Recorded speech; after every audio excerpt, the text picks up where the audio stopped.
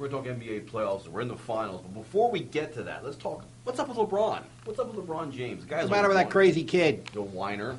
Not a good sport. What do you think? I mean, you're our hockey guy, Chip. Chip Smedley's with us. And at the end of a hockey Well, let's say what we're talking about here. He failed to shake hands or congratulate any of the Orlando Magic off the court after they eliminated him. Stormed out after the game and went home and didn't talk to the media. Didn't do any of this sort of customary sportsmanlike things that you're supposed to do. And in hockey, after a series is done, they all get up and shake hands and do. NBA's doing that more. I like that. If you battle each other for 6-7 games, you smack into each other, swing, whatever, all that stuff. And even if you don't mean it, I've been in those lineups, win or lose, where at the end of the series you shake hands and you can be going through and say, nice game, nice game. Yeah, it really has nothing to do with whether or not you mean it. But you're doing it. Brought up in Little League to do that. Yeah. You do that. Good game, you go through and you do that. Right. Here, as a role model who totally goes against, and then his quote the next day was, well, I'm a winner. And this, that's a winning mentality. Yeah, it sort of implied that he's too much of a competitor to sort of shake hands and say good game to somebody who just beat him. I thought what he said the day after was dumber than the And act I said itself. to you, Magic Johnson to me is a winner. Won 5 NBA titles in the 80s, and yet you'd see him in the locker room after Detroit beat the Lakers, hugging and high-fiving people. Pat Riley's Lakers lost the Sixers in 83. Pat Riley went into the Sixers locker room to go find Dr. J. You always see that in the footage. These guys were winners. They had rings, LeBron. And all right. I think you can't defend what he did was indefensible, but I don't think it's as big a deal as I think you think it is. I mean this guy's 24 years old. He's one of the biggest stars in the world. I think most of the stuff that's been thrown at him, which is a lot, he's handled decently. He certainly screwed this one up. Threw a lot of money at him. Yeah, he's got a lot of money as a superstar. I happened to be listening to IP the day after that, and Ike Reese was on, and Ike Reese was ripping him, and there were people calling defending him, which is why Ike Reese ripped him. And Ike was saying that, if you're going to sit there and take the adulation when you win and brag about hitting a last-minute shot and how you could score from anywhere in the gym and you love it then, you sit in front of the media, then when you lose a series, especially one you're expected to win, then you you owe it to people to sit there and explain part of the job. That. But people were calling in and saying basically the same argument. He's a young guy. He was upset that he lost. He couldn't believe he lost. Somebody said he's going to New York anyway. What's he care?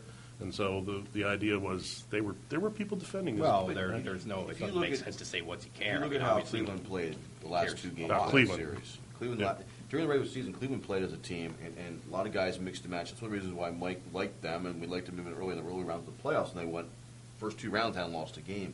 The game 5 where LeBron went crazy and 32 points, where either he scored or dished out. The next game he was a one-man show out there, and it really wasn't his team concept. I started thinking, if you took LeBron out of Cleveland, it'd be like taking the cow out of milk. It'd be like taking the Space Needle out of Seattle. Beautiful imagery. The Packers out of Green Bay. You're nothing if not a wordsmith. The Amish out of Lancaster.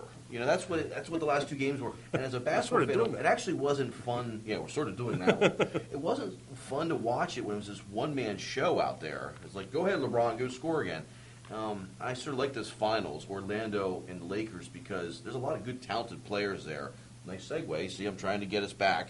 There's a lot of good athletes. They can shoot the outside shot. They can dribble, penetrate. What are your thoughts? What I like about Orlando is I think that you see some players on that team who have kind of been empowered by their style of play, which I think is pretty cool. I mean, because they had to, they kind of went to this European style, which that's kind of a misnomer, but that's what we call it. And I think what Orlando has done is pretty cool, and I think it has a chance to be a real good series. I'm not ready to pick them quite. I'm still picking the Lakers. Yeah, well, the best thing about those series is that I don't know if you saw the Sixers press conference yesterday, but they've now found that silver lining in that Orlando's in the finals. And so Orlando beat them, and now they're saying, well, look, we lost to the eventual and we gave them a pretty good series. So, look, we're better than you think we are, which was the message. That's a reach. That was the message that came through yesterday. So, Starkey, make a pick. I'm picking the Lakers, and I'll go 5. The Kobe factor is just too good. Okay, well, I think it's going to be a longer series than that. I'll say 6, I guess.